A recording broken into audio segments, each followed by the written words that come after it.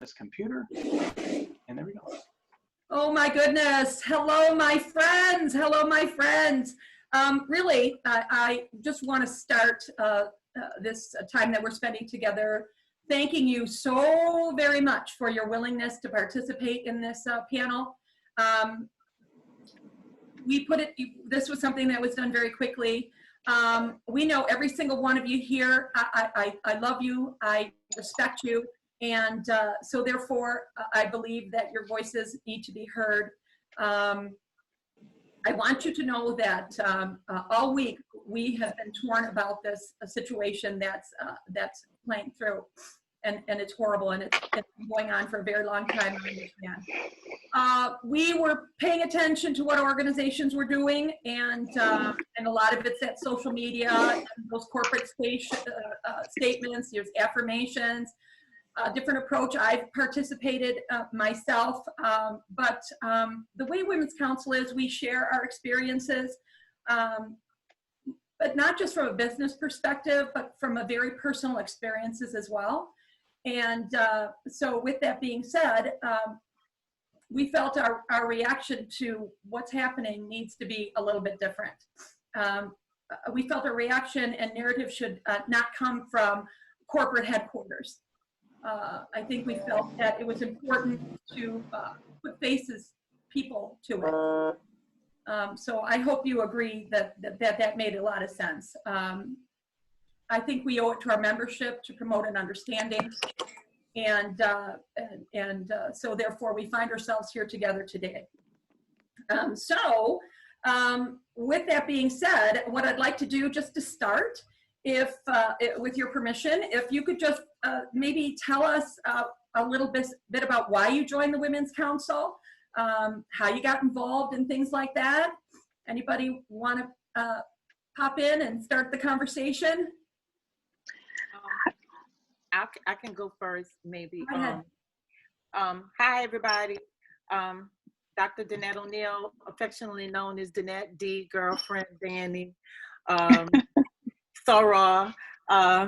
So I've been a part of Women's Council, I think now for maybe about 25 years. I got involved because the president then twisted my arm. And then after I came to the meetings, I had such a passion for education and for meeting people. That's why I stayed. And so I'm that person that kind of like rose up the ranks, and then I just get in where I fit in. Now, if there's a need, they call me. I've served in all kind of capacities and committees. I have taught on a national level. So wherever they need me now, I just fall in. And because of this state of emergency, it looks like I'm gonna be state president for another year. Okay. Thank you for all that you do. I'll jump in. There you go, Nikki. I'll jump in. So I began, I think this is my 7th consecutive year as a Women's Council member. I was a member in a couple other years prior to, but consecutively 7 years. And I honestly became involved at Women's Council Chicago because there was a lack of diversity. I started going to the meetings, always amazing educational content that I wasn't getting elsewhere, which is what first attracted me. But when I started looking at the leadership, there was a lack of diversity. And I decided, you can't complain from the sidelines. You got to get involved, and you've got to make the change from within. And as the 4th Black president of Women's Council Chicago, since they were started in 1987, I believe, I was president in 2017. I mean, I think that says a lot. It certainly does. I think I'll go. Go ahead, Tracy. This is a good segue. So I've been in the industry for a number of years. I took a pause during the real estate collapse. And when I decided to come back, I wanted to come back with purpose. The managing broker at that time advised that I should join Women's Council. I knew nothing about Women's Council. And I did. I went to an event. And when Nakia talks about diversity, one of the things I saw other women that looked like me. I saw a gamut of people who were in different facets of the profession, from attorneys, title companies, lenders. I was impressed by that. But I was also encouraged by the acceptance, like the willingness to grab me and say, come on, let's do this. So I continued to show up, and through watching progressive people like Sarah, like Carrie, like Makia, and some of the other women across the country, I was encouraged to step up, and I knew I had people who had my back. So when we talk about diversity and welcoming, me being the 5th Black president of Chicago Network, that's been my personal mission, is to share with others and make sure that I bring them along as well. Right. Well, I think I was going to say I can jump in now because that's perfect. That's a great segue. 27 years ago, I became a realtor. And 27 years ago, I became a Women's Council member. Of course, at that time, needless to say, I was the first Black or African American who was the president. It was a chapter then. And of course, the next year I was president. So there you go. But the reason I'm here today is because of the first national meeting that I went to 2 years after becoming a member. And I saw Maxine Jennings, who was the first African American national president for Women's Council. And at that time, she was not the president, but she was a chair. And when I saw her, I said, this is a place that I can blossom in. And then after that, I met Joanne Poole and Bobby Williams and so many other dynamic women that were role models for me. And that's why I'm here today, because of that start and where we're at. Joanne, what do you want to say? Yeah, I'm happy to participate because I tell you, so much of what's been said is probably true for all of us. When I first started, and it's been 31 years ago, so I'm with Women's Council. I've been a member for 31 years. And so I've seen it evolve and not just revolve. And I am proud of that. When in my chapter, when I became a member, I was the only person of color. But it felt good and it felt safe. And it was a place to grow. People encouraged me, supported me. And as I came through the line, both at local and state, I was able to put a face, I think, on the industry and a welcoming face for people who look like me. And so I feel really good about that. Women's Council is a safe environment. It is a place for all of us to be able to grow, where many industries have given opportunities, but they can put a damper on it. They want you to grow, but they don't want you to grow too far. So the one thing that I appreciate about Women's Council is there is no ceiling in Women's Council if that's what you want to do. And I am proud to say for 31 years that I've been a member, and I'm proud of every year that I've been a member. And I appreciate you, Brenda, taking the time and taking the lead on putting this group together, because this is a very, very uncomfortable thing for you to do. But I do know the uncomfortable has to become comfortable. We have to have this kind of a dialogue to help people understand that we're in this together. If we can do everything else together, we can do this too. Indeed, we can. Thank you, Joanne. Oh, I was just going to ask Sarah to say something. I think that's apropos, Sarah, that's happening right now. Okay, yes. I'm like, who just needs to shut up? So I mean, that's our role right now. I mean, you know. Yes, I don't know if anybody who on this call played double dutch, would jump to double dutch, or yeah. So you're from Chicago, you did. Right. And so my women's council, really good and German dummy Dutch. So my women's council experience was a little bit like double dutch. The first go round wasn't so good, and then I came back. And I shouldn't say it was bad, but I mean, I don't want to say that it was all like rosy. I've had my license since 1997, but really practicing residential probably since 04, 05. And I think that was my first Women's Council meeting. And it was, I mean, I just found it because I was just looking for something different. It was a great speaker. It was talking about financial planning. It was outstanding. And then I went with my business partner at the time, and I remember it was up north. I remember this as clear as day. We had nothing in common except we were women, age, nothing. So no one said anything to us ever, which is ironic how we always say join. So no one said anything to us. We went back for another one because it was another great meeting, because I said, I don't need them to talk to me because I'm just coming for content, so I'm good. And then I didn't join because I didn't want to go back, because we have enough places to go where people don't speak to us. So I didn't want to be paying too much to keep going places that people didn't speak to me. So I think years later, and it wasn't even like I was shocked. So that's not to say anything about an organization, but sometimes you just know that there's just trials and tribulations, what you go through or whatever, and it is what it is. But came back around, and I think that was when, after, I guess, Chicago was about to lose its charter, get more involvement with my real estate license, joined some organizations, committees, and then found out about Women's Council, went back, had a phenomenal time, learned so much. And we have 4 and 5, so we have number 3. So when you see a hashtag, we go 3, 4, and 5, that's what we're referring to. So if the Kia comment, I'll go 4, Tracy also 5, so that's our little inside joke. So went back and joined, and I've been a member, I guess if you can say how many years, then it's, I would say probably about 6 or 7 consecutive years, and was president in 2016.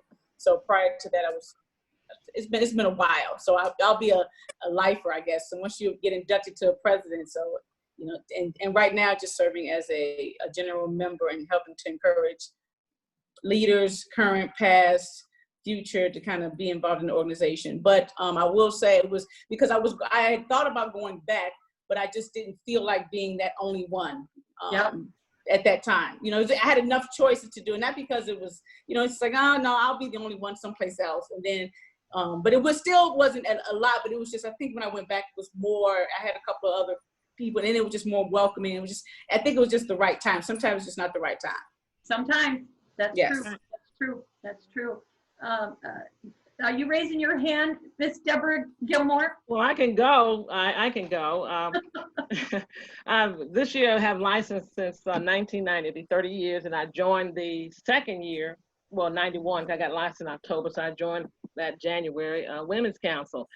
And on my first meeting, I really joined because out of fear. I came out of nursing, been there for years, and didn't know no one. And I was afraid if I didn't make some contact with people in the industry, I was not going to have any business. So as a professional organization, because I just didn't necessarily like it because it was a woman's organization, but a professional organization, I went on and joined.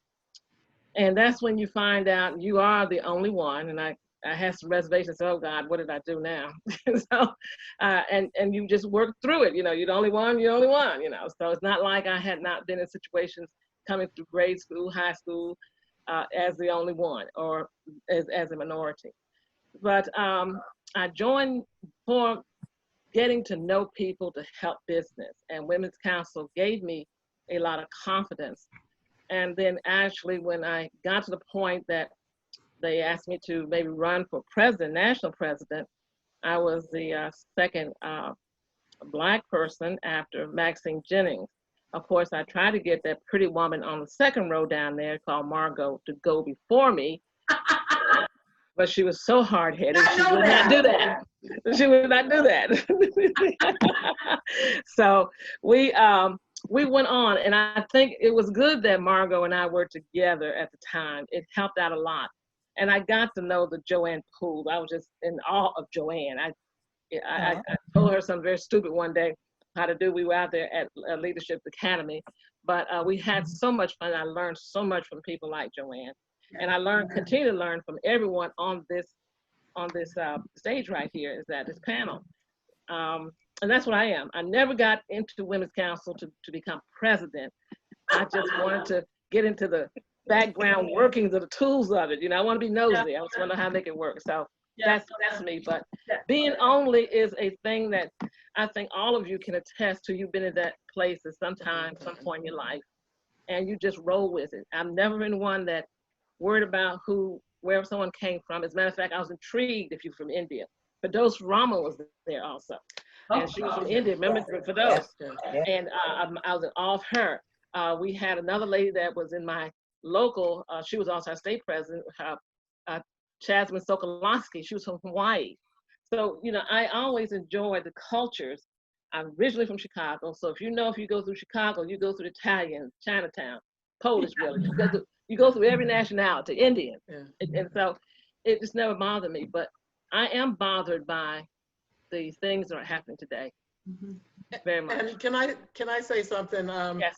The greatest pleasure was being Deborah's president-elect, but I have been called Deborah and Joanne more times than a little bit here, you know, and I'm thinking we look just a little bit different. I'm taller. I'm taller. Oh my goodness. That's Yeah, horrible. okay. Oh my goodness. So Carrie's got her hand raised. Okay, so I've been a member of Women's Council since 2013. I got my real estate license back in 2001, and I can remember being invited to a Women's Council event somewhere on the north side of Chicago, Sarah. So, and my experience was a little bit different. I was invited to be in a fashion show, a little different, and I was never asked to be a member. I didn't know. And, but I will say in 2013, that's when the first ask came. So I became a member because I was asked. Now, and I really got involved prior to that because I was asked to speak. Otherwise, I really didn't know Women's Council. So that's pretty much why I got involved. Now, and when I got involved, I realized the network that I was a part of was really not tech savvy. And at that time, not today, I was the only Black person. Right. And then I believe I might be the first Black person for our West Suburban network. And since then, there's been 2 Black people that have been president. Now, we are a little bit more diverse today than we were prior to that. And things are changing. But I will say, Women's Council has really been a platform for me in many ways, not just as a realtor, but as a way to have great connections and a great way to learn leadership. Thank you, Carrie. Thank you. Marky? Yeah, well, you know, I figured I had said enough the other day and that I didn't need to say. Marky, yes.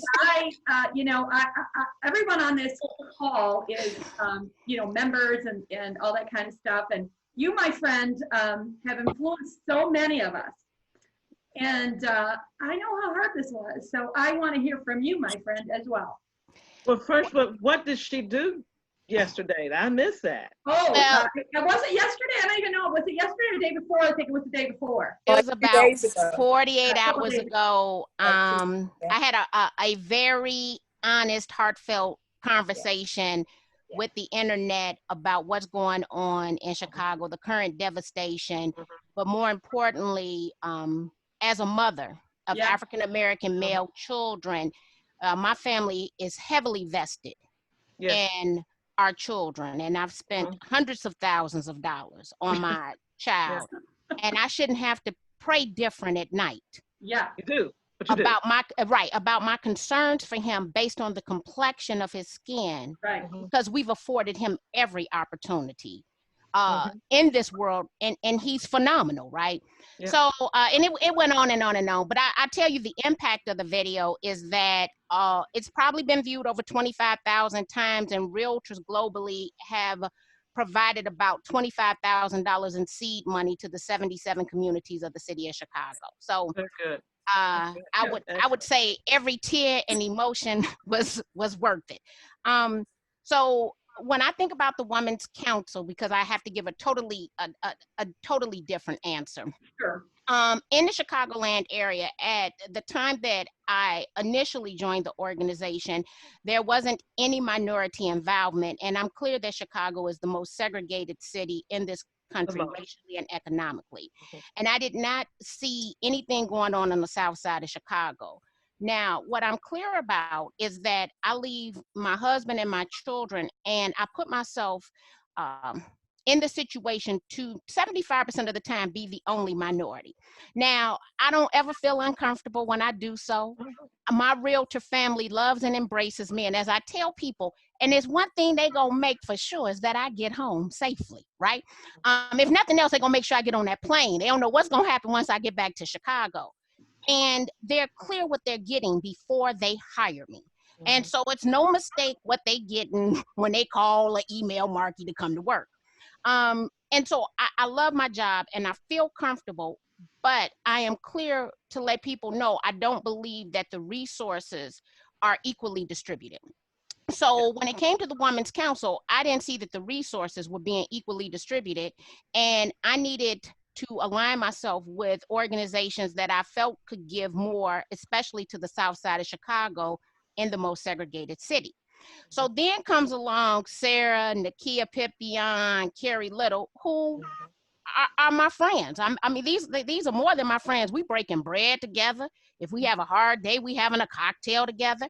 And when they took on the roles of leadership, I don't think that we should ever compete for leadership roles. There's too many different organizations that need us, and we need to spread ourselves, and then we need to come back and have a cocktail about all the resources and how to leverage them.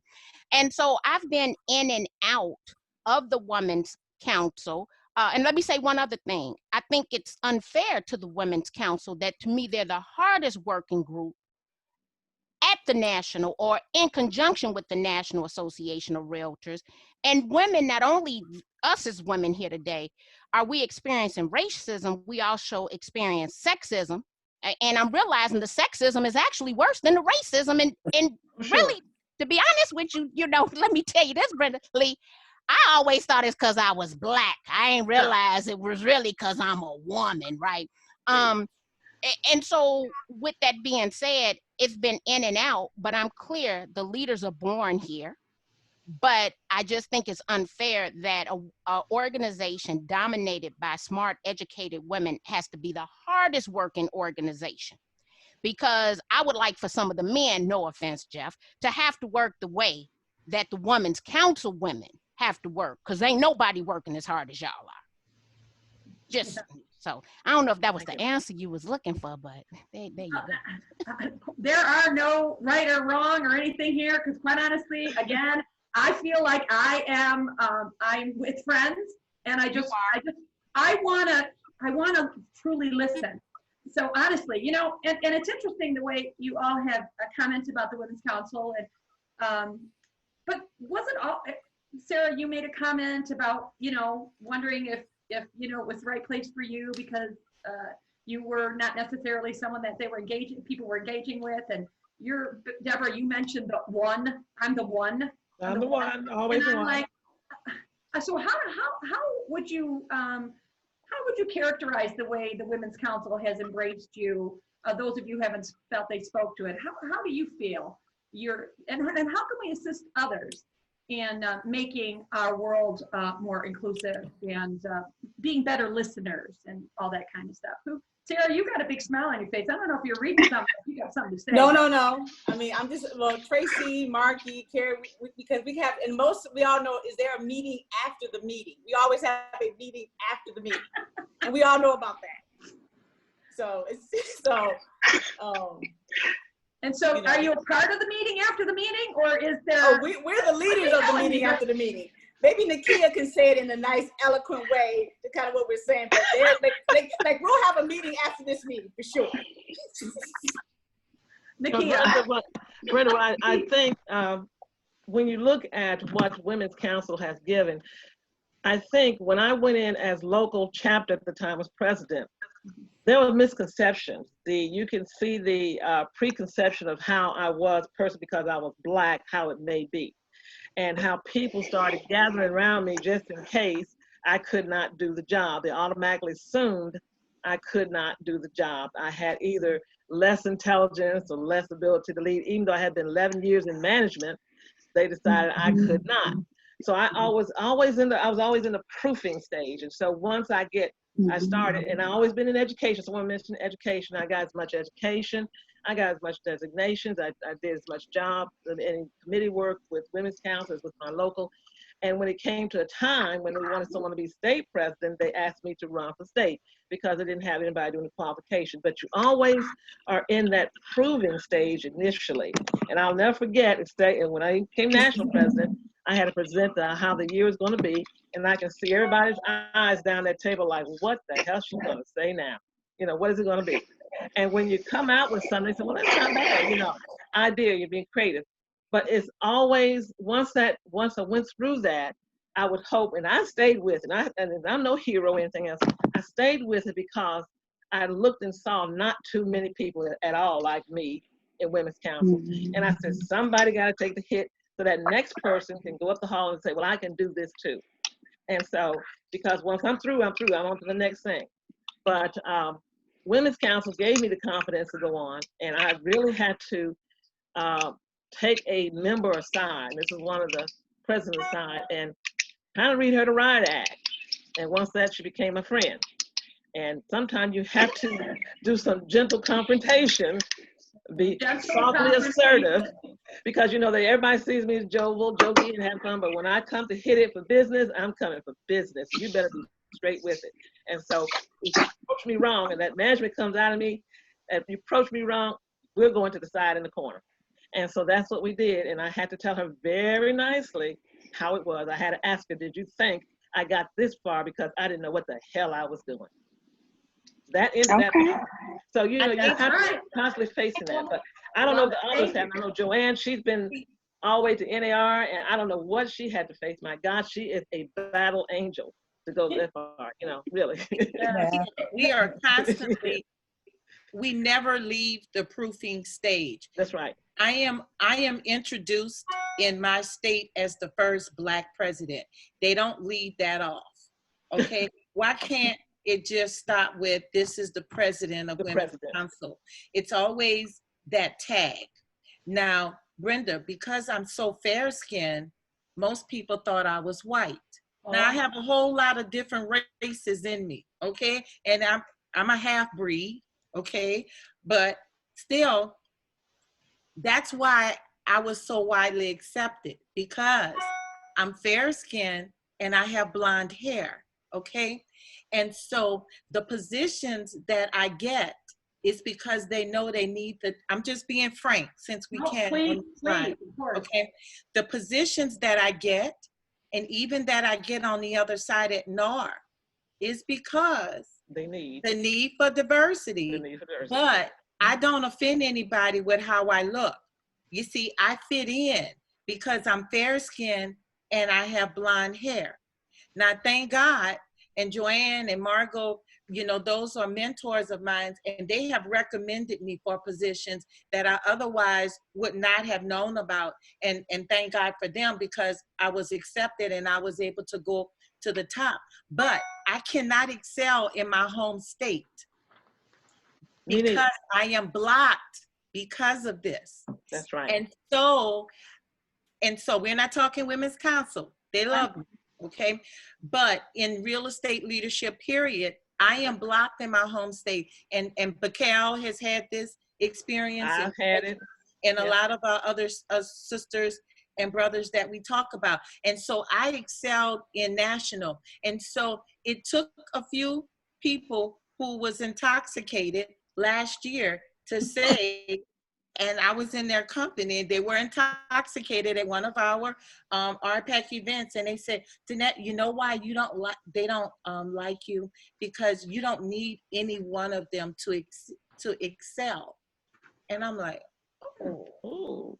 And I'm like, and what I interpret that is that I have found a way to create and recreate value and to make myself better in the real estate, in the NAR environment. And so my state don't promote me. It's other people that recommend me, like these women on this line, and other people at NAR that see the value, and that's how I get promoted. And I do a good job in that. But you need to know that because we love you all, and when I say you all, other people that's not Black, it could be Asian, white, Indian, whatever. And we are constantly struggling every day to find a way to cry out and still be politically correct, okay? We don't want to offend you all. So there's a lot of stuff that I have to hold back and from saying. It's just like if you read my Facebook post, I'm thinking I'm reporting on one kid that got pulled over driving while Black 3 times, and my other son won. I told the other son, who's downstairs that I'm having this call, he confessed to me 2 other times he's gotten pulled over in the last couple of months with a suit on. They're educators. You all, what you all need to know is what we go through just to sell a property, how we have to tell our Asian friends to take down their altars and our Black friends to take down their family pictures and their Black art, and how I can't send a Muslim in to list, one of my Muslim agents to list the house because they call back the owner and say, don't send this unclean spirit this in my house. This is what we deal with to market real estate every single day. So those tears, when you started crying in the beginning, we were right there ready to cry with you, because this is what we do every day when we hear this stuff, you know, and this is hard. And, you know, I'm glad that you asked our opinion of this, but this is what we go through, and we have not been able to find a way to tell you that this is our life every day. Well, Every it begins day. now. You know what, Brenda, I want to say this because I don't want this to go by. You, and I don't know about anyone else, you are the first person to reach out to us, and I'm pretty sure most of us anticipated that you would be the person to reach out. It wasn't like I had a list, oh, who's going to reach out, right? I'm just going to be honest. But when I got your text message, it did not shock me about who you are as a person. Now, I mean, and this is the cream of the crop you got here. This is the most educated, giving group of women, no matter what color, right, that are members of the National Association of Realtors. What I will say is this. I'm the only one who was willing to cry. We're all crying, okay? Right. And it just got to the point that everybody, well, I'm not emotional. I think that my husband has never seen me cry like that, okay? And I've been with him for 15 years, just so you can be clear. But we don't talk about this because we're strong women, right? And we bottle it up. Let me say this. We bottle it up to the point that we understand NARs. We understand the numbers. You know how many times we've had to walk out of a meeting, we sucking it up? You know, don't let them see you sweat. Don't let your emotions show. But when we hit that parking lot, when we get in our car, we letting loose. The car has seen more tears because our intelligence has been insulted. And then we question, and why are we doing this? Because our parents and our grandparents instilled something in us, and we're not supposed to have to, essentially, for lack of better terms, kiss that much ass to be of service to others. Oh, yeah. You talk about crying. It was so sad this morning. I've been crying every day. But this morning, I didn't want my husband to see me cry, so I put my face underwater. That's so I could cry. And you just understand when you have someone hit you, what I did on Facebook with me the other day. I read a post about, for friends I've known for 30 years, really nice friends I've known for 30 years. And the post was that they were looking at a Catholic church there in Chicago or New York, and they had written Black Lives Matter on it in graffiti, done graffiti. And their comments were, isn't this disgusting? Just absolutely awful. I am horrified. And it hit a nerve on me, and I went off in writing. I said, be horrified for Floyd. You can't come to me, and I'm a Catholic, and tell me you horrified by graffiti. It's going to be sandblasted off by the end of the week and look like it's new. We can't make the man who's dead new again. We can't make that child that was laying on the bed, she's a first responder, taking a nap and got shot 8 times. You can't bring her back. This is what I'm calling it. Or you can't help the guy that's jogging down that street, I'm gonna cuss now, and 2 guys waiting on to kill him. We have to look at this.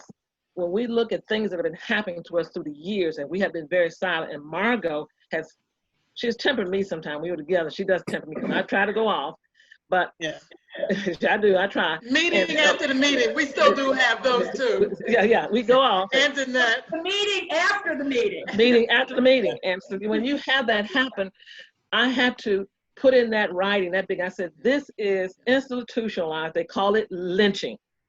This is what it is. When people are killed with no provocation, they're restrained and they point blankly kill for no reason. That's a lynching, especially when it happens to brown and Black people. And so when you see this happening over and over and over again. In your mind, Marky, you think about your boys. I think about every child I know, male or female. I think about my husband when he goes to the grocery store. He can do the wrong thing, as sick as he is, walking funny. 2 cops can come in there and throw him down the ground. When they throw him down, they're going to kill him because he's not in good health as it is. So you think about that. When I go out, I think I'm a Sandra Bland. I forget to put on my traffic light. A cop having a bad day said, well, I'm going to get somebody today. Pull me over, a bad cop, because not all cops are bad. Pull me over, and I can end up in jail. And like Sandra Bland, she was hung in jail on her way to a job interview. We live in a bubble, a world that is different. And I had to tell a lot of people that are not Black that your bubble is different from mine. I live in a double bubble. I have to live in your world as well as mine. And that's what happens to us. And we have held back. I can't hold back anymore. I just have to say what's on my mind. I'm not young anymore to hold back and say it's gonna be okay. You know, when I left Chicago, went south to go to, went to high school, 1 year elementary. The first time I went to Chicago, you see the fountains, one for white and one for color. It blew my mind. It was real. It was a reality I had not seen. But I know, as someone said, Chicago is one of the most segregated cities in the world. I know that. But this stuff here, people, everybody, I don't care what culture you're from, I don't care who you are. As a nurse, I know when they peel back that skin, all of us are pink. All of us are pink. There's nothing here different. All right. So I don't care who you're. Everybody has to band together and say, this has got to stop. The systemized. I was able to go before COVID hit in December. I went to the museums in Montgomery to look at the places, the people that have been lynched throughout the United States, and they have them by state down to county. Some states look like people got up, drank coffee that morning, said, I feel good, I look good. I think I'm gonna get me a Black man today. And that's what happened. Just like they were killing more than 10 or 15 a day. So when this happens, you see it happen. They can't hang people anymore because they got to go home and explain to the daughters and the sons, well, why was that man hanging half burned? We can't do that anymore. So what they do, they have interplaces of authority where they can do it with the authority behind them. And we know that. So I hope this here will help as we look at Women's Council, because we were the first to become very aware of diversity and got NAR into it, and diversity, that we've started looking at our national line, our people in our networks, that they start resembling the membership. That's it. I try to support everybody. I don't care who you are. If you're good, I try to support and get you there. And you can be Hispanic, Asian, you can be white, you can be Black. I don't care. But we've got to get more diversity in our national line, and that has happened because I think since Margot. That's it. Hey, Margo. What you, Margo? 1845? There's you know, the one thing I also want to say, you know, Brenda, is this. You know, I think everyone here has been the one, you know, in something or many things. I was in my local association, the first Black in my president, my state association, first Black president. You know, but I think that the first Realtor Party director, you know, but I think what it did is what Danette said, and that is give me an opportunity to open the door for other folks, to encourage other folks to put a hand out to someone else and make sure they get into the mix. And so that's the one thing that I think that I've been able to do. And Women's Council helped me to get there. It has given me that same platform that Marky has mentioned because it gave me visibility. You know, when I think about the fact that there are so many ways you can go in our industry, there's so many of us, but once you become a member of this family, it's a little bit different. And I won't say everyone has the same experience, every woman of color has the same experience, because they don't. Right. Even in my local network, I've had an occasion where that didn't happen. But I say on the whole, I've always said this, that I have seen more welcoming and diversity in Women's Council than any other aspect of NAR. of any of our industry. So, you know, I think that all of the things that we're talking about here, and I internalize them, I believe them. I've talked about when people want to touch my hair, and yes, it's different, you know. Don't touch my hair, just like you don't want anybody touching your belly when you're pregnant. I'm just saying, you know, those are things, you know, when I talk about my grandbabies and how I have to worry every time they walk out the door. And I'm not just saying about my grandsons or my son, I'm talking about my granddaughters too. When I have to give them the talk about what to do if you're ever or whenever you're stopped, then that should not be. That should not. I think that's what it is when I get worked up, when I get to thinking about Mr. Floyd, about what has happened to George Floyd. This, you know, it has gone on so long. I'm 60 some years old. You heard that, 60 some? You okay. baby. A child. You're a child. It has been going on and on, and it should stop with the Nakias, with the Sarah Wares and everyone else, and hopefully with this conversation that we're having all over the world, not just here, but hopefully we can start some action that's going to make a difference. And maybe Mr. Floyd will have a legacy. That's what I'm thinking. So there you go. Thanks. I know, Joanne, go ahead, Joanne, and Joanne, and then Nakia, I know that you have a comment as well. So go ahead, Joanne, and then Marky. Okay, great. Comment. Great, I'll keep mine short. Not necessary. No, it needs to be said. And it's one of the things that I think about when we talk about our sons. And this is not a 6 and 7 year old son. This is not a 12-year-old son we're having this conversation with. These are men that we still have to share with them. You know the rules of the road. You have to do this, you have to do this. If you're approached, you have to do this. And these are men who we're talking down to try to save their lives on a day-to-day basis.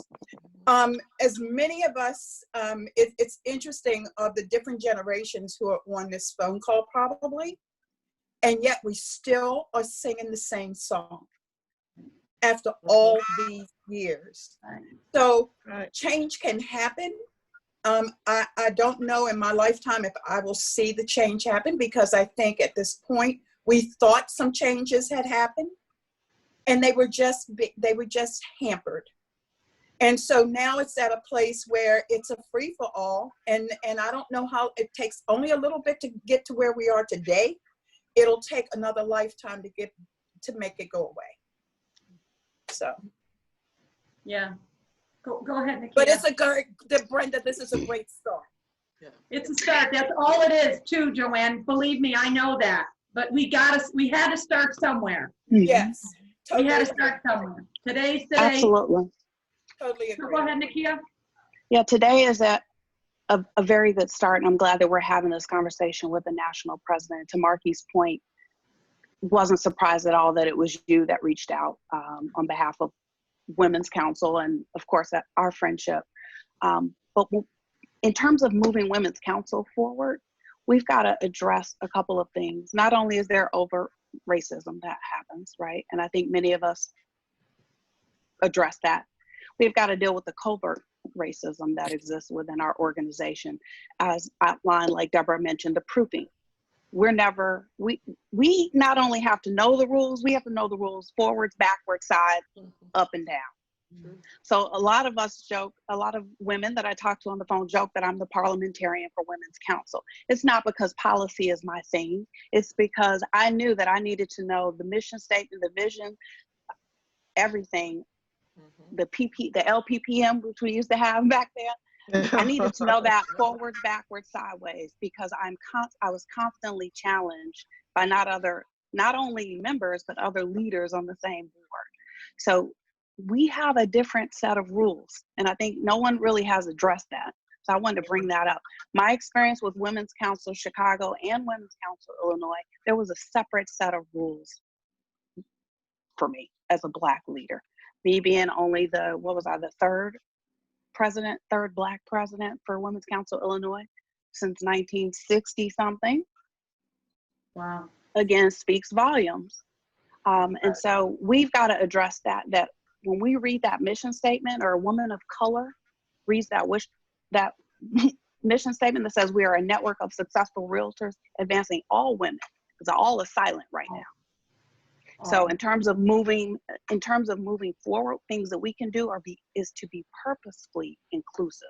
That means you have to go out and seek all women, including women of color, to come join this organization, to get involved, to chair committees, all that fun stuff. We can't just say, well, we accept them if they come. No, we have to go out and recruit if we're going to sustain this organization in the long term. Yeah. I believe that's the stymie we have. People like to see the leadership that represents them. When it's not there, they don't take much interest in it. And I think that has stymied us. We're moving, we're doing okay, but I think that has stymied us. And I agree with Nakia. Yeah, we need to go get people. Yeah, okay is not good enough. Okay is not good enough. Go ahead, Marky. So a couple of things. One, I know that you are friends with other leadership. I would encourage you to let them know that it's time for them to get comfortable with being uncomfortable. We're clear this is not a comfortable conversation for none of the parties involved. And that it's okay for them to reach out. And what is not acceptable, right? Because we talk about what's not acceptable, the comparison. So someone made a comparison on one of my posts about their 13-year-old child fears going out the house. Yeah, your 13-year-old child fears going out the house right now, right? But in 3-4 weeks, they're not going to fear that. How about being a grown, educated man, earning 6 figures with a wife and children? And when you leave your house, you have to strategically plan your route. Exactly. You do. Strategically plan your route. And I'm talking about strong, educated men. And so there is another person who I don't care for anyway, so she really should not have made a comment, wanted to talk about what happened in the 1930s and 1940s. You're talking about a period of time. I'm talking about centuries here. Right. So there's no comparison. We're not trying to compare. What we're saying is this is a problem. Right. And how do we come up with a solution to the problem? How do we get ahead of it? And anytime there's any remote comparison, we already know that you don't understand. At the moment you try to bring a comparison into this here situation, we mute at that point. Because what I say to myself, oh yeah, that you shouldn't have said nothing, you know, because there is no comparison. Right. And I really just applaud the people who have reached out, including you, because a lot of people have gotten comfortable with being uncomfortable. But every last one of them, I knew when I saw the text or saw the number, I just started clapping, because all it was confirmation. I already knew who was riding anyway. Exactly. If I could jump in, go ahead, Tracy. I just wanted to add, everybody said. Sarah, go ahead, Tracy. Again, thank you, Brenda, for opening up this platform to have the conversation. Another thing I'd like to add is implicit bias. I think that people really don't understand. I guess folks feel like if I'm not overtly saying anything racist, if I'm not acting in any way that's overtly racist, that I'm not racist and I'm not doing racist things and I like Black people. But sometimes there's a perception that you carry around in the back of your mind on what images you see on television, things you read, music you hear, things you've been told, that causes you to have what I call outbursts that we have to stop. And to Dr. O'Neill's point, we have to hold it in. We have to right size how we feel because we've been taught we can't go there. So I think one of the starts is first understand your implicit bias. And then number 2, privilege. When we start coming from the curtain of privilege and really calling people out and holding people accountable for their absolute unnecessary behavior. Deborah mentioned, we have comments, we have derogatory remarks, We have hurtful things that are said on social media because someone spray painted a fixture. But we have people who are deceased. We talk about how conversations we have to have with our kids. I had to start having this conversation with my daughter at 11, and she's a girl.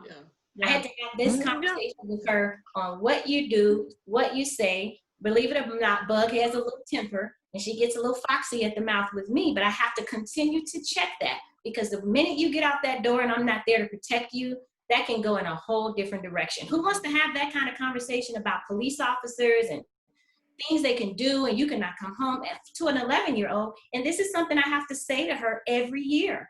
I have to refresh, have to hit the refresh button every year just so that she can understand and she can get it. So to me, that's my 2 cents. Implicit bias, privilege, and holding people accountable. Very good. Thank you so much, Tracy. Thank you.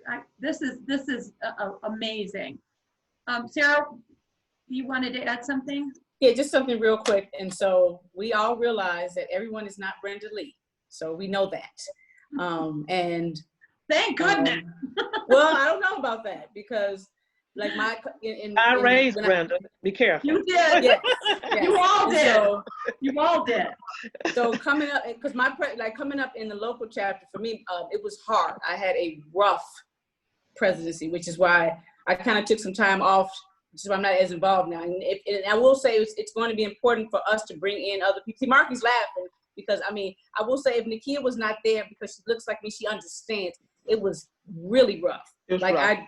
I made a conscious decision not to really get super involved in Women's Council because I was exhausted mentally. And so we just have to be careful not to do that. Because you want to keep them involved and engaged. You give the organization all you got. And when you constantly having to prove yourself over and above and beyond, and then, you think you're taking the bullet for somebody, and then you see, and then the kid has to go through what she has to go through. And so you just see that, so that's why the meeting after the meeting. And so just so you know, Brenda, in the meeting after the meetings, we write emails we want to send, but we don't send them. We say things that we want to say. We have role play, and then we just eat and drink, and then we go ahead. So that's the meeting after the meeting. And then we come back to real life, because that's the only way we can stay sane. But it's important for us, because Nikki and I were just having this conversation, like, who do we know that we can bring up, because we won't be here forever. Right. Because it's important to have that person, because I tell you, it was like, Nikki knows it was hard. Like it was just very rough. And you can't show that how rough it is. You can't cry, you can't do all this, because, and what I was going to be was a past president. So I was not quitting. That was never an option. But so so it's important for us to kind of make sure we are pulling other leaders up and having that conversation with diversity. All leaders, but when it comes to diversity, it is very important to have someone look like you, because there are things that we don't have to say to each other that we already know. Like I don't have to, it just be like, oh, in Women's Council, oh, wait a minute, hold on, let me sit down, and what happened today? So, and we laugh, but it's unfortunate. Yeah, that is. So, but everyone's not like you, and we realize that. Well, here's the thing, and this is nothing about me. This is all about what are we going to do next? So I reached all of you, and Carrie, I know you have something you want to say. So I can't tell you how much I appreciate all of you, but let me just say one more thing. If you know someone, like there were other people we reached out to, but we just couldn't do it. So Jeff and I put this together so quickly. I was literally teaching a pre-license class, which is state mandated, 4 hours. And I'm on the phone with Jeff saying, we got to do this. And so can you send an email? Because we got to do it tomorrow. We can't be waiting around. What are we waiting for? And like Jeff said to me, it doesn't have to be perfect. It doesn't have to be perfect. Mm-hmm. He says, I get it. I know. And so we have to do this. So what I'm saying to you, and then I want to hear what Carrie has to say, is if you know someone that I can reach out to and have these conversations or encourage them or participate in some way or another, I'm looking to all of you to help me with this. All right. Is that a PAG or something? I can't do some sort this. of diversity PAG or some sort of This is the thing. It's the what's next. It's what is next. Okay. So this is our first. This is us talking to each other. I love you all. You've been so good to me. Yeah. And we don't want it to end with just you. We want it to be, something formed out of this to be an initiative. So I 110% agree. This was simply the start. So thank you. Carrie, what do you want to add to the conversation? So I'm going to change what I was going to say just based on what you just said.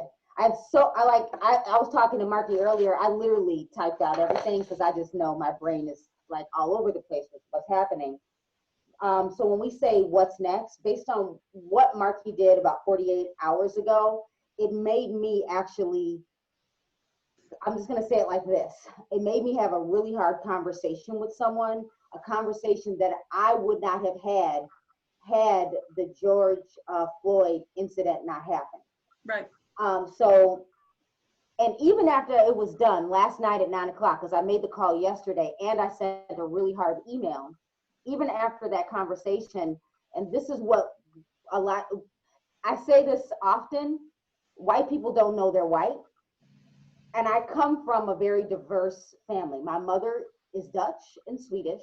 So every day my mother moved us to a community where we would have diversity. So I would go to school and then I come home to a white lady. So, I mean, like, trust me when I tell you, when I see the old white man, I see my grandpa.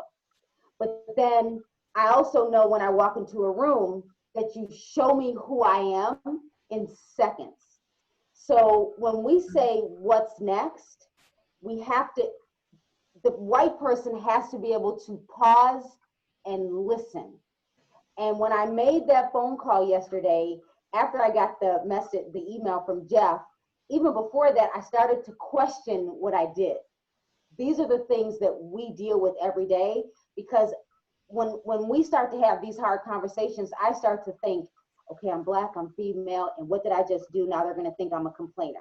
Like, these are the struggles that we go through. So when we say what's next, whether it's Women's Council, whether it's our local association, state or national, or even just our communities, white people need to pause and they need to listen. When we tell our kids, because even if you see my son Jonathan, he is the darkest of my kids. When you see him and you see my even recent post that he's graduating, he's standing next to 1 Latino and 4 white kids. My kid he thinks differently. He's even arguing with me every Tuesday and Thursday when I take him to physical therapy about, Jonathan, if you get pulled over by the police, this is what needs to happen. He's like, Mom, that's just not. I'm like, it's not going to happen. I'm like, dude, it is not about you. This is about survival. Right.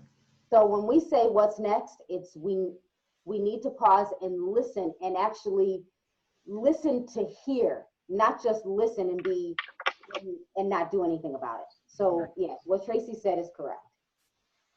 I think also what's next is, we have a captive audience once a year, right? Network 360, Leadership 360. Hopefully I don't get a fine for that. But no fines. we do a great job of conflict resolution. I know that's a class I've had for a few years, but we need to potentially look at leading a diverse population, diversity in leadership, something like that. That is a course that is sorely needed in Women's Council and other organizations. But, everyone knows I'm always let's move forward. What do we do? How do we move this needle forward? Mm-hmm. And I think when we are talking about actively recruiting diverse leaders, I think that should be a course as well. What does that look like if that's not something that you're comfortable or something that leaders haven't done in the past? So again, especially at once people become network presidents, state presidents, these are really, really important topics to be talking about. And I think we can add that to our toolkit. She's right. She's right. And not just the At Home with Diversity course. I like the course. Sure. There's several of us that teach it, but these are real issues here. The diversity course is theory, and what we're talking here is practice. And so we need something that meets the both, which is what we do in the college classroom. Half of my time is spent teaching public policy. And so what we talked here was real life issues. And so we probably, we need to have a series of forums to develop that as far as leadership. When in 2004, NAR, you remember the Hope Awards? That we had? Okay, yeah. I wanted it as far as leadership that year. So they brought me in the next year and they said they were trying to have something similar to what we're doing right now. Is how do we bring the diversity in our leadership. None of the stuff that we talked about, Fred Underwood and I, nor adopted, none of it. It was just a waste. These are real issues. So when we talk about, and something that I've told my state, all of us, most of us in leadership, we're around the same age. We're in a 10-year span. All of us are going to retire, go on disability, or die around the same time. Serious. And there will be no leaders. And then the younger people coming up, they don't want to go with Joanne, do what Joanne do, rise up and lead. How many years did it take to do that? Oh, hell no. Beautiful. Oh my I goodness. mean, you know, we've talked about that. People say, Danette, what's your next step? Are you going to burn? We lost you. And then what? Yeah, I said it takes too long to go up the ladder and your goals change. And so with Women's Council, one of the first things that happened today, what we say is that if you wanted to grow in leadership, you can here. So along with that forum on diversity, let's show people how that they can grow, how that they can become better leaders, not just ride up the ladder in Women's Council. Let's see where it goes from here. Like Amy, who's running for county commissioner in Georgia. Right. You know, she's taking her leadership skills that she's learned here because the state of Georgia won't let her in leadership. They have blocked her, you know. Yeah, it's the same thing. Same thing, yeah. It's the same thing. It's a race thing. They blocked her. And so that's the same thing what happened to me and some of the other people. So how do we develop and go beyond this with the skills and the professional development that we're learning here? So that could be another part of that forum, you know, that we are able to talk very frank to our membership. And I believe that the Women's Council can receive that. You know, how do we bring more people who are diverse, not just Black? I was looking at all of us on this pad that we have here. We are white to caramel. Where are the people that's darker than us? Mm-hmm. Much darker. They don't get in at all. Mm-hmm. And see, we need to say, come on with your chocolate beautiful self. You know, we love you. We see what you have to offer and we need you in our organization. And so where are those people? They don't come. They don't come. You know, I think, you know, we, from here, Dr. is very right. We need something like a Panhellenic Advisory Council or a international council out of Women's Council that not only just state the diversity, that we have it in action. We have Hispanics, we have Asians, we have Blacks, and all of us are Black here. But you know, you have a mixture of people to show that the intelligence is in all of us and that we're all on the same level, so it's intelligence. And I think the advisory council come up with maybe a better strategic plan of how we can become more and speak more to issues. It could be another course, a PMN course. I would love to see a PMN course regarding diversity coming out of Women's Council. I think we could do it better. We can acknowledge those things that happened to us and how to go forward, how we handle it, and what we don't plan to do anymore. You know, I've become tougher in the last couple of months because of what's happened to us. And I think we have to start getting everybody, not only Black people, we have to have white people, Asians, Hispanic, everybody. Have people from Africa, you know, all over the world that come into an international council that we can come up with initiatives that we're going to put forth. Look at who's in leadership, how to help somebody you see in an area network. Be in California, I see somebody to move on. And I think that is one way to get it started. I hate to say this, but it's going to hit us. And I think it's going to hit us when we're not expecting it. We have diversity and we have inclusion. We have a mission statement, okay? Somebody's gonna get us on men not being able to take elective office on the executive. Somebody's gonna get us. And we have, I know it's a women's organization, but we got this nice looking gentleman over here. We've had another gentleman over there for many years. Some gentleman's gonna challenge our inclusion and our diversity. And I can't say anything about it. I can't tell them not to, because it's gonna hit us. You know what, Brenda, what I think is amazing, and we've submitted this, me and Carrie did last year.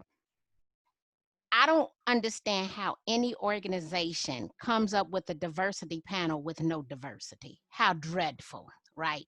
And time again, we see a diversity panel with no diversity. In No NAR women. or here? Well, no, this is diverse, right? But at NAR, we see In look, NAR? your local association, your state association, NAR, like it's comical. It's It's comical. horrible. It's horrible. You know, and what Inman, I'm just gonna get to naming them all, right? Our That's right. individual franchise meetings, no diversity, right?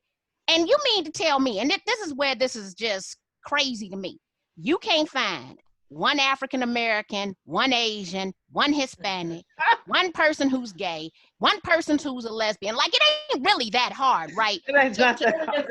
To It put really isn't that hard. No, it really isn't, because I can just go to my local association and put that there panel together. And so I don't understand, when will all of the real estate related organizations at any level get that a diversity panel must include diversity? Exactly. What ain't a diversity panel? Yeah. But that's a control issue. Yeah. That's a control issue. That's not a diversity issue. It's control. Brenda, I think Go sorry. ahead, Go right ahead. No, Margot, I definitely. You know what? I will always bow to you, Nakia. Go right ahead, my friend. Go right ahead. You got it. Margot, I insist. Oh, well, thank you. Okay, all right. You know, the only thing I was going to say is, you know, it's already been stated several times. Thank you, Madam President, for doing this, for taking this step. Although I will say my local association, we're doing this afterwards, but you on a national level are doing this. And I appreciate it. I think all of us do. And I think that the important thing about this is it's being recorded, because I don't see Jeff taking a whole bunch of notes here. So, and there were a whole lot of suggestions, and oh, there you go. And that's but still the next steps or the action that follows, because I said, you know, as we look around us and we see so much passion in what's happening, unless there's some action, right, so that we can have some results from all of this, then it won't mean as much. So I appreciate this. I've heard the panel, the forum, I've heard classes, I've heard about the 360 and all of those things, because you can't hit it from one angle. You have to hit it from multiple angles, time and time again, for folks to really get it. Just as it was said that, you know, every year you have to revisit and talk to your child. This is something that new leaders who come in need to know about, leaders who've been here forever and ignored it need to know about, and so on and so forth. So I commend you for bringing us together and listening. So there you go. Yeah, thank you, Brenda, President Brenda. Indeed, indeed, and it is true. This is being recorded. And it's because we were hoping for this, right, Jeff? I'm like thrilled that you've given me that what's next. All right, because I needed to know what can we do, what's next, and so you've helped with that. Another thing, so much of your honesty and your candor is so greatly appreciated. Is there, and you know, we've gone a little over. Thank you for your time. But is there anything else anybody wants to share? Because this is just the beginning, as I've mentioned. But is there anything else as we wrap it up? Is there anything else you'd want to share? Brenda, I'm going to just jump right in. I think you guys have got to look at the data, look at your membership, the makeup of your membership, and then take that data of the diversity, the diverse members, how many are holding office? I think you've got to look at, take a hard look at your membership, and is your leadership reflective of the makeup of your national body? Exactly. Yeah, good insight, good insight. Deborah, you don't have anything you want to? I'm done. I don't want to overdo, but this goes, I'm not done, I lied. This goes further than just, there's so much even into how we do business as professionals. Many people that are white don't know that I can walk into a listing appointment and know right then they were not expecting me to show up black. Okay, they were expecting something else, and it's dead. That listing appointment is gone. All right, I've had people have taken me for clients, and they look at me again. They start testing me what I can do, what I cannot do, and so it does down to how you do business. As a matter of fact, they say NAR is just now finding out that the African Americans are the lowest on the scale of income, and a lot of them have had to have second jobs, or they've had to have second hustles in order to make ends meet. They're not going to tell you that, but they have done it. So it goes all the way around on professional, how we do it, and getting support from brokers when they have minorities in their offices. I am one out of 80, one African American out of 80 agents. There's nobody that look like me. Wow. No. Okay, I'm the one. Now we have one Russian, 2 Russians, 1 Hispanic, 1 Puerto Rican. You know, we had like one of. That's one of. So it goes down professionally, and they have to know that this has to go all the way back down to how you do work. And when you have to go out there, I've been told at a listing appointment, they'll take a mediocre white agent before they take me as a Black agent to list the house. They don't want to give me the key. Like I'm just gonna get up in the middle of the night and run to the house. So, you know, it's just, you know, I have nothing else to do tonight. I'm just gonna run into my listings house tonight and try to take out the jewels or something. So, you know, it's just, they don't see you as a professional walking in there. I've had people tell me, report me on what I had on, but yet still another agent come in there with tights on, with holes in the knees and jeans, whatever, and nothing's happened. So you're judged differently and you handle. That's all the way down to the business. And agents now coming out, how do you do that? How do you work that? How do you get out in business and work around that? Because we've had to do it. We all have had to do it. And what happens, the agents, they're not telling you that. The agents are not telling you that. And Deborah's right, because I opened a company mainly because my husband said he wouldn't get his license unless I started a brokerage.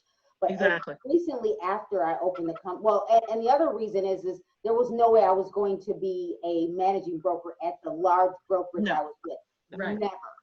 And so, and some of these managing brokers still call me today because they know I know what I'm doing, but they would not have promoted me to management. Exactly.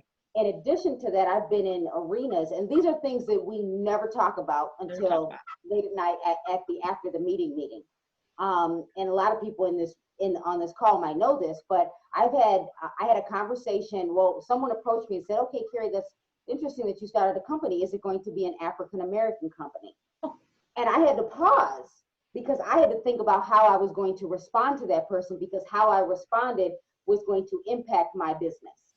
These are things that Deborah's right. When we talk about the business of the business, these are things that other races don't ever have to deal with. These are things I have to deal with. And I have interviewed all types of agents. And if you came to my company, you're either Latino, you're either from the Middle East, or you are either African American. Implicit bias. Implicit bias. And people will call me and pick my brain, but they will never work for me. Right. That's right. Mm-hmm. That's right. Yep. Doctor's right. What are you saying, Marky? What are you saying, Marky? I see I'm looking at it. That's how I'm saying. I can see these faces. I know these faces. Marky, what are you thinking? I said I wouldn't answer their questions, but then they joke with me because I tell people all the time, I'll get back to you in 3 weeks, you know, and so most of them won't wait to meet with me no way. So it's all right with me. And that's for the meeting after the meeting. I cannot, I have to tell you, I cannot thank you enough. I started with tears. I feel like it may end with tears. But I say once again, thank you so much, not just for participating, because I knew you would, I knew that, but also so much for your honesty, for your candor, for your ability to give me hope, to forge ahead, to put together what's next. So thank you so much. And then before we stop, I want to make sure that I have a little message to those of you who are watching and listening. I hope that you listen with an open mind and an open heart. This is very important. Some of these topics they're very uncomfortable. We've said it several times. And you may not agree with all of them, but guess what? That's okay. Our respect and admiration for each other in this organization, of course, transcends any opinions that we have. So once again, ladies, now I'm going to end with a smile. I just want to thank you for all of these teaching moments that you provided us with. This is just great stuff, and I thank you. And oh, are we good, Carrie? So I just, oh, I guess we're not. All right. Go ahead, lift it up. Our pictures were in the way. We couldn't see what it was. Oh. Oh, she took a picture of us. I was just taking a picture. Smile. Everybody smile. Post us. Smile. Okay, smile. Oh, she did. Smile. I hate her. She knows technology. She is something. Am I still smiling? You're all something, and you all have enriched my life so many times I can't even say. My heart breaks, but I'm blessed. So I say to you, thank you, and we will meet again. Thank and we will carry on and make a difference. There will be action. So thank you so much. Thank you, Jeff, for putting all the administrative pieces together. I couldn't have done it myself. And I thank all of you for your honesty and your candor with me today. All right. Thank you. Stop the recording. Wait, stop the recording, Jeff. Don't leave me, ladies. Don't leave you. We can't.